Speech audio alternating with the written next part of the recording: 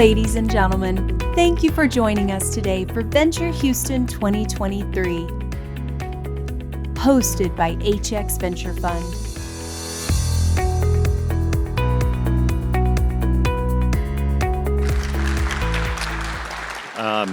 Thanks. As Sandy mentioned, Brandon Albritton with JP Morgan's Technology and Disruptive Commerce team here in Houston. We at JP Morgan are extremely excited to be a sponsor of this year's Venture Houston and show our continued support of the innovation economy here in Houston. Our bank is highly focused and dedicated on serving the innovation economy, and we built out a platform of specialized teams to partner with all types of companies across the innovation economy. My team focuses on providing banking solutions and strategic advice for growth stage businesses. Our green economy team delivers banking solution and expertise for companies advancing decarbonization technologies, obviously very relevant today with the theme. Our startup banking team supports founders in the early stage as they're scaling, and our healthcare and life science team supports the critical healthcare startup space. Lastly, our private bank helps founders as they're thinking through liquidity events. No matter what type of innovative company you are, or what stage you are in your lifespan, JPM is passionate about supporting you and partnering with you throughout your startup journey. So with that, I will introduce our next panel, Seeding Sustainability, Unlocking the Power of Early Stage Investments. Our moderator for today is Kassia Yanosek. Kassia is a partner and leader in McKinsey's Global Energy and Sustainability Platforms and co-leads McKinsey's Global Energy Private Equity Practice. In 2020, Kassia was honored as one of 50 most powerful women in oil and gas by the National Diversity Council. Next, we have Andrea at Shell Ventures. Andrea is a venture principal with Shell Ventures, where she invests in innovative start and scale-up companies that accelerate energy transition. Prior to her time at Shell, Andrea was a venture principal at Schlumberger Technologies. Andrea currently sits on the board of Innowatts and Miraco, and she is part of the LPAC at HTX Venture Fund. Next, we have Mark Cupta. Mark is a managing partner at Prelude Ventures, who invests in early in entrepreneurs applying emerging technology to established industries that use a heavy amount of energy and physical resources. Prior to joining Prelude, Mark worked with Celanese Corp and spent time at Terawatt Ventures, which is the solar investment team at Chevron Technology Ventures. Next, we have Tim Latimer. Tim is co-founder and CEO of Fervo Energy, who delivers 24/7 carbon-free energy through the development of next-generation geothermal. Last year, Fervo raised $138 million, so big congrats to Tim and his team. Extremely excited to see them continue to grow and what they're building. And last, we have Josh Posamentier with Congruent. Josh is a co-founder and managing partner at Congruent Ventures, a VC leveraging decades of climate tech investing experience. This April, they closed a $300 million fund to help its climate-focused startups grow their business. So with that, I will turn it over to our moderator, Kassia.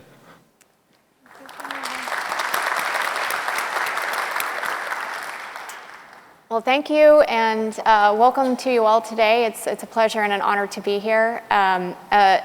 As we know, I'm Kassia Yanosek. I'm a partner at McKinsey, and I spent a lot of time with both investors in the transition as well as the operators in the transition. I think we're going to have a nice discussion about the different types of investors and hear from a founder as well. So my first question for the panel is really to share with us a little bit more about your organization's role in the sustainability venture system, and you can call it sustainability, you can call it decarbonization, whatever you want to use in terms of how you define the ecosystem. But what's important is that I'd love for you to share one thing that differentiates you and your organization from others in the space. So I'm going to just go down the line. We're going to start with Andrea. Of course, I always get us first. So let me start by saying a lot of people are familiar with Shell, but not a lot of people are familiar with Shell Ventures. When I say I work for Shell Ventures, most people immediately think that we are investing in oil and gas, and it couldn't be farther from the truth. 90% of our investments are actually outside oil and gas.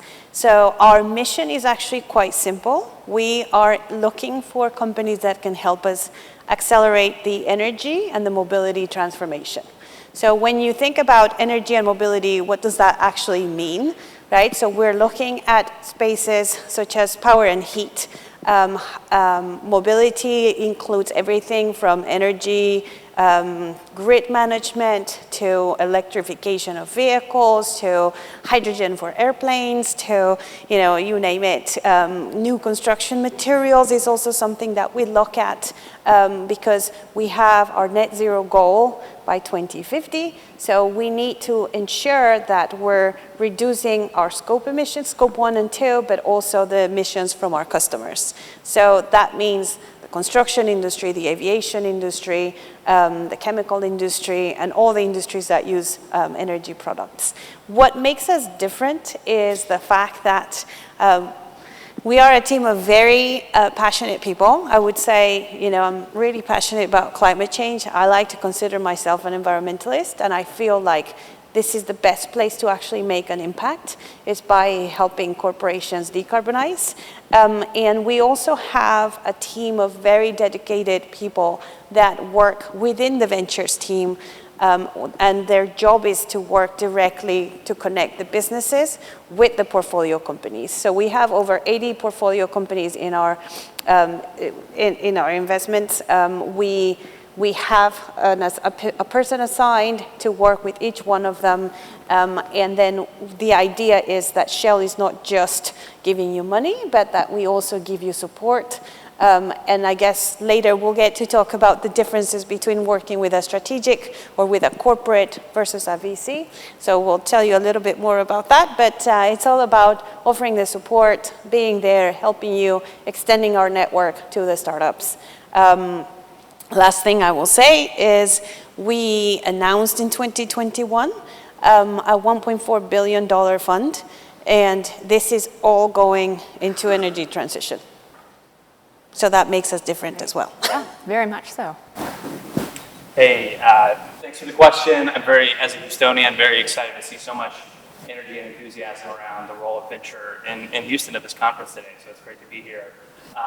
We do geothermal energy development. I'm probably biased, but I will say I think geothermal in a lot of ways is kind of the perfect energy resource. It provides 24/7 power without reliance on any variable sources. It has a low land use footprint. It's carbon free. It checks a lot of the boxes of what we would want for a perfect energy resource. But historically, it has not been something that has gotten a lot of attention. It was interesting to even hear the panel discussion this morning where Carmichael was talking and got fielded the question about why aren't people more interested in geothermal? And that's been the norm for a very long time. And the reason for that is, although in many ways it is this perfect energy resource, historically it's been so limited by finding places with the perfect geology that it hasn't really expanded. It's a very small, less than 1% of the global energy mix. It has not grown very quickly over the last couple decades in the same way that resources like wind and solar have. And so the reason it's sort of overlooked is it's just this belief that it can be very small. But what Fervo does is bring new technologies to the table that expand, so you don't necessarily need to be sitting right on top of a geologic hotspot where steam's literally coming out of the ground to make it work. You can open it up to where you can do geothermal energy anywhere.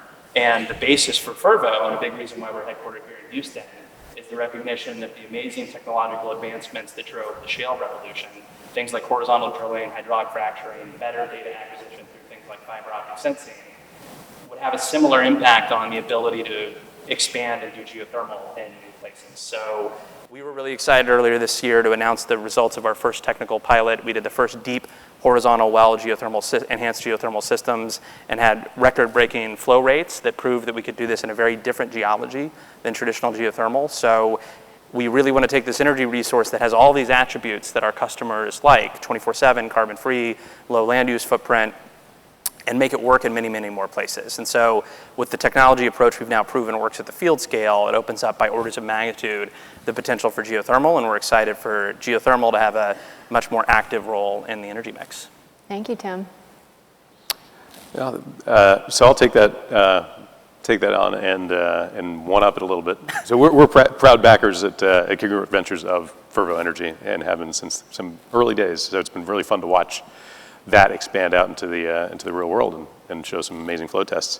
So Congruent is a little bit different than perhaps some of the other climate-focused venture shops on the private side. We invest, unlike some, across the climate tech spectrum, as we call it, and sustainability is the old one, clean tech was the old one before that. So we'll keep evolving, as the nomenclature changes. But we will focus on anything at the earliest stages, so anything from first money in through Series A, but hardware, software, fintech, deep tech, anything you name that is inbounds and can make a material difference in the world, and a good financial return is our focus. And so I think that's resonated a lot with a lot of our investors, and I think it ultimately will prove that you can make really high quality venture returns without any kind of concessionary outcomes. It's really a fantastic opportunity to make some money, which is kind of how you're going to attract more money into the sector. So that's how we focus. And we've been at it now for co-founded Congruent about 6.5 years ago, and 53 companies deep. It's going pretty well. So I'll pass it over to my old colleague Mark. That's right. Josh and I used to work together. So Mark Cupta, Prelude Ventures. We are also a climate tech fund. We define climate tech as basically the economy.